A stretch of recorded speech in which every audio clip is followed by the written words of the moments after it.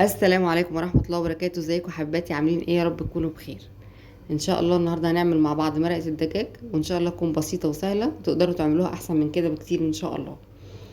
المكونات اللي معانا بصل، ربطة من الكرفس، وربطة من الكرات، وربطة من الكزبرة الخضراء، ومعلقة من الفلفل الحب اسمر، حبهان، ورق لورا، كوبيبة صيني حب. معانا جوانيح فراخ ورقب فراخ هنستخدمه لحمه في المرقة. ومعانا حلة حطيناها على النار فيها مية بتغلي، هنسقط فيها جوانح الفراخ والرقب، نسويهم ونحط عليهم البصل والخضرة اللي هي الكرات والكرفس والكزبرة الخضراء وورق اللورة والفلفل الأسمر والحبهان والكوبيبة الصين. وهنضيف كمان طماطمة مقطعة أرباع، وجزر، وفصين توم فريش بالشكل ده. هنسيبهم بقى لما يستووا خالص وبعدين نصفيهم. هنشيل الجوانيح والرقب من الشوربة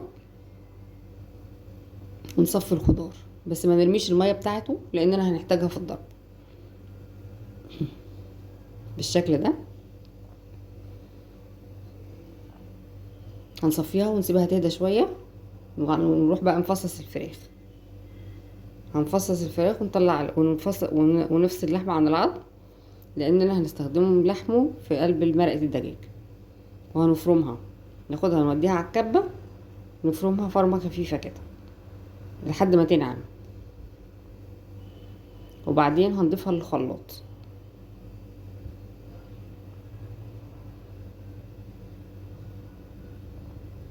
كده اتفرمت اهي، هنضيفها بقى في الخلاط مع الخضار، وهنستخدم كبشة من الشوربة، كبشة بكبشة كده، لحد ما نوصل لقوام معقول.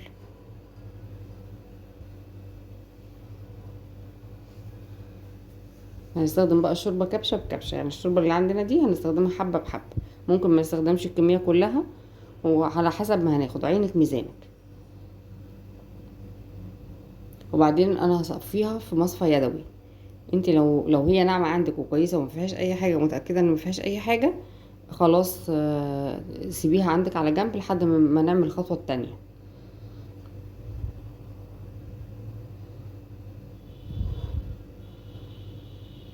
انا هنا كده بعد ما صفيتها، بس هي زادت مني شويه في الميه، فاحنا ممكن نخلي الميه اقل شويه من كده، بس مش ما هياش مشكله ولا حاجه. احنا هي هتتبخر على البوتاجاز تاني لاننا هنردها تاني على البوتاجاز، بس لو هي اتقل تبقى افضل واسرع، مش هتاخد وقت معاكي. البهارات بقى اللي احنا هنحتاجها دي في الخطوه التانية: معلقه كبيره من الكزبره الناشفه، الزعتر، كاري، كركم، بابريكا، بصل بودر، معلقه صغيره توم بودر، فلفل اسمر، جنزبيل بودر، بهارات السبعة اللي احنا كنا طحناها قبل كده، ناخد منها ربع معلقة صغيرة.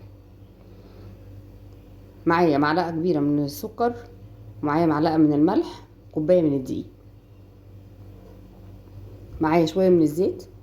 هحطهم على النار، يسخن الزيت هنزل عليه بالدقيق. الدقيق يتحمر شوية وياخد لون،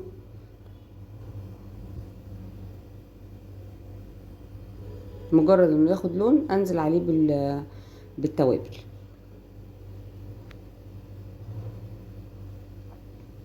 تتحمص معاه،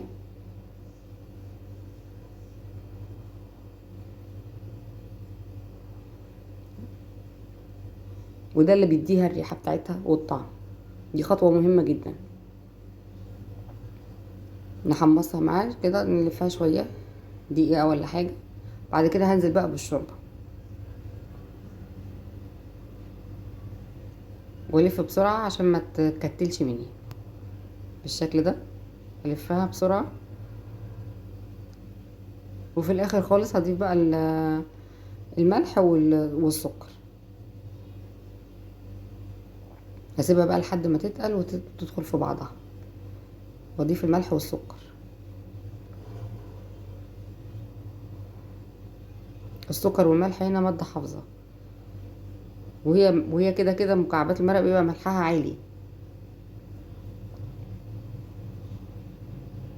بس هي كده من غير جيلاتين من غير حاجه. فاحنا لما نقطعها لازم تدخل التلاجة وتدناها في الفريزر، وناخد مكعب مكعب من الفريزر، لانها لو سبتيها بره هتسيح بالشكل ده. دناها بقى لما تتقل وتلف في بعضها. وبعد ما نخلص خالص نجيب بقى نجهز الصواني، نديها دهنه خفيفه من الزيت، ونحطها على صواني تكون مسطحه، ما تكونش عاليه قوي عشان ما تبقاش تخينه.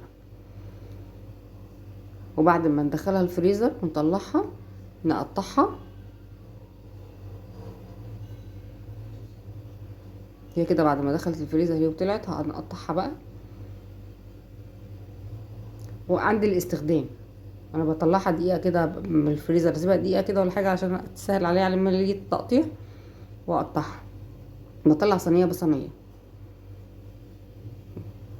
واجهزها، بحطها بقى في اكياس واحطها في الفريزر، واطلع مكعب بمكعب.